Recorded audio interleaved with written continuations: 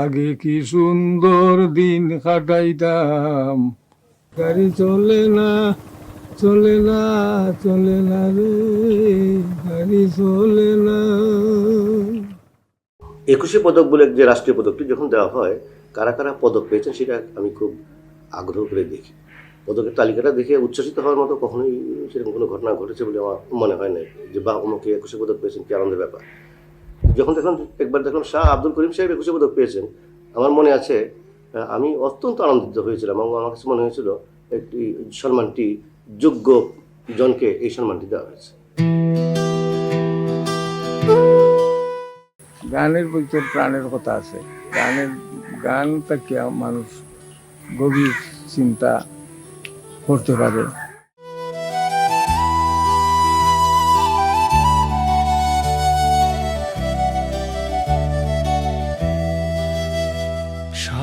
আব্দুল করিম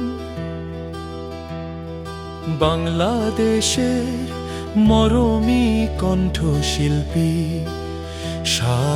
আব্দুল করিম পেশায় ছিলেন একজন কৃষিজীবী।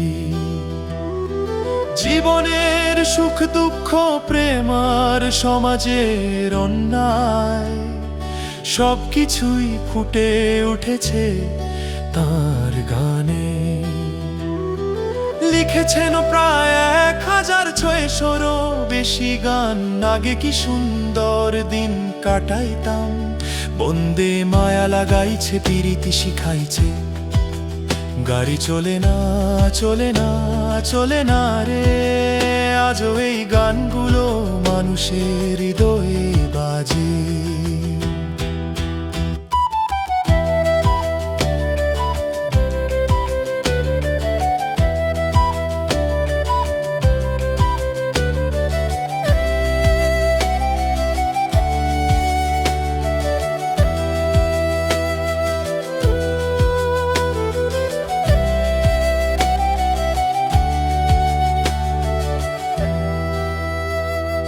তার বিশ্বাস গানই মানুষের মুক্তির ভাষা, ভালোবাসার সেতু বন্ধন।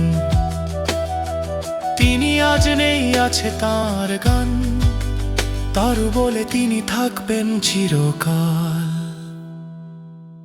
বাংলার মানুষের মনে শাহ আব্দুল করিম।